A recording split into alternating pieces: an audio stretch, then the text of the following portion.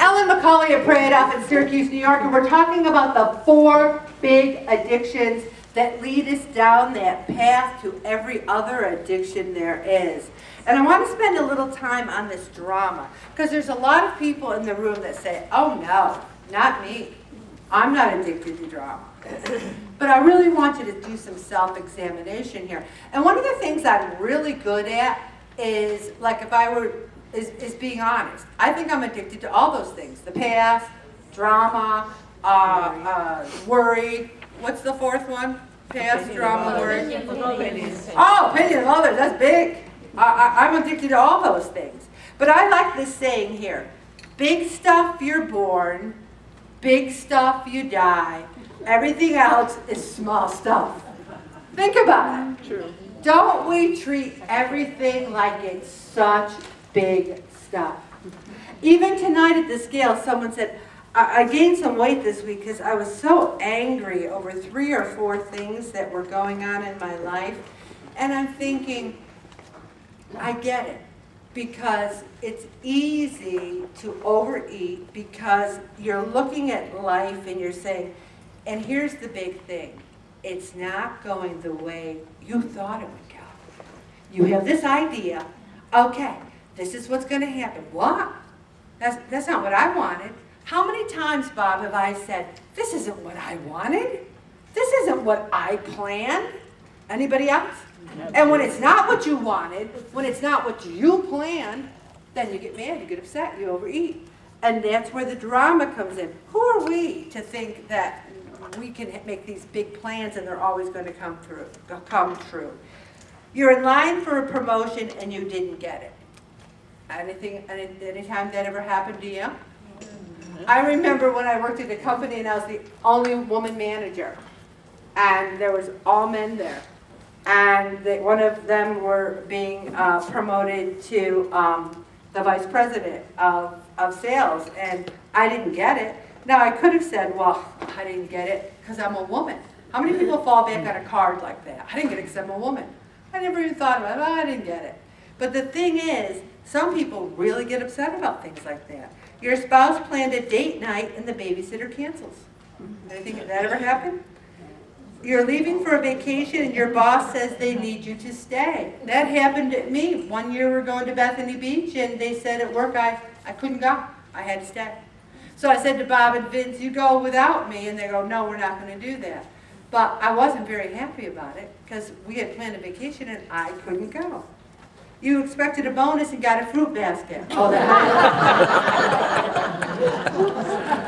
yeah. The thing is, one of the things that I created to help actually happened with one of my children. They were supposed to go to this amusement park, I think it was, what's that big one, Darien Lake? And the day before the big trip, she started getting really sick, you know, the whole bug business. And oh, she was despondent, throwing her body in the bed. Oh, I want to go to Darien Lake, I want to go to Darien Lake. So I created what I call the special moment theory. That who knows what might have happened if you went to Darien Lake. A ride could have broke. You could have gotten in a car accident. God didn't want you to go to Darien Lake. This is a blessing in disguise. And I think I've used it. Amen. So I didn't get this. Well, I got lost going home because there was a detour and I don't know downtown as well as I should. Well, it's all right because I may have gotten in an accident. We have to look at life and say, well, it's not the way I wanted it to be, but God must have wanted it to be that way.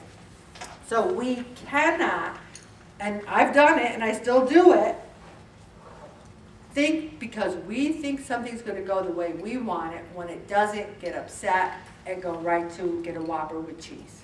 This is what we have to stop doing. We have to say, Lord, what is your plan here? What is your idea there? And this one person who lives by design, he sees life as a movie. And I kind of like that idea.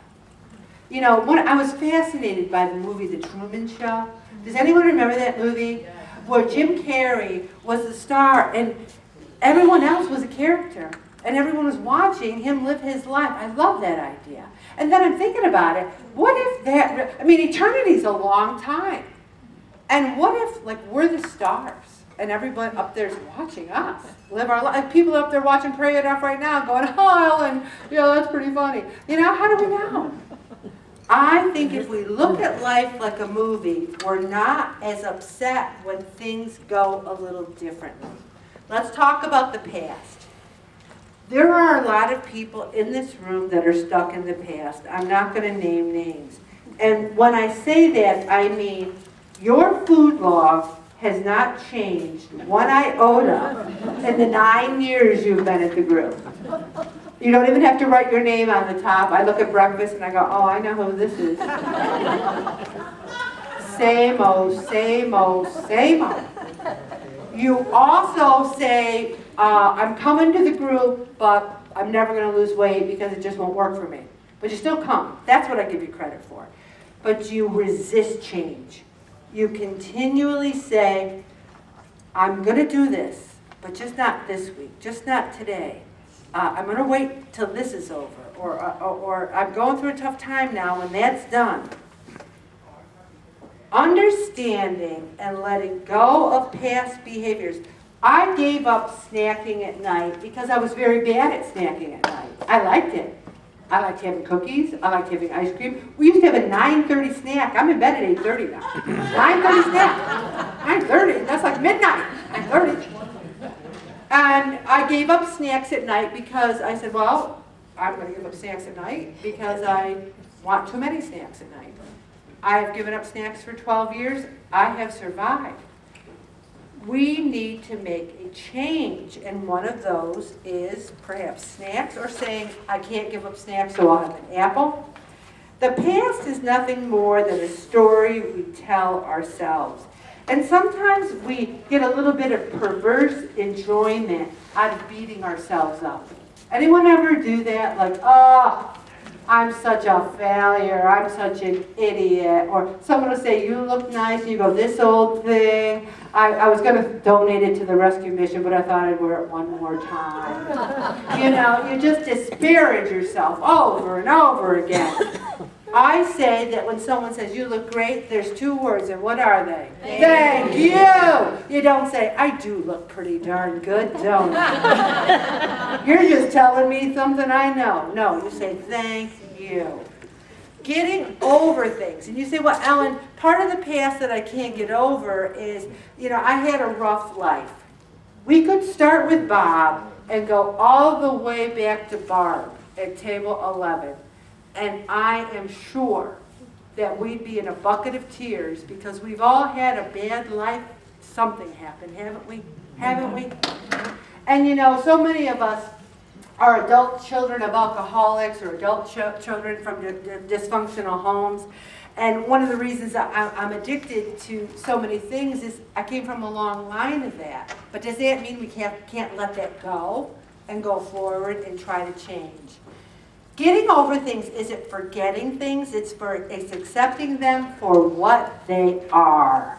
If you're still holding on to the day where your high school boyfriend dropped you at the prom to dance with someone else, I say it's time to get over it, okay? We are free to recreate ourselves. I look at myself here and I go back to my initial Pray It Off photo from January of 2008 when I weighed way over 300 pounds.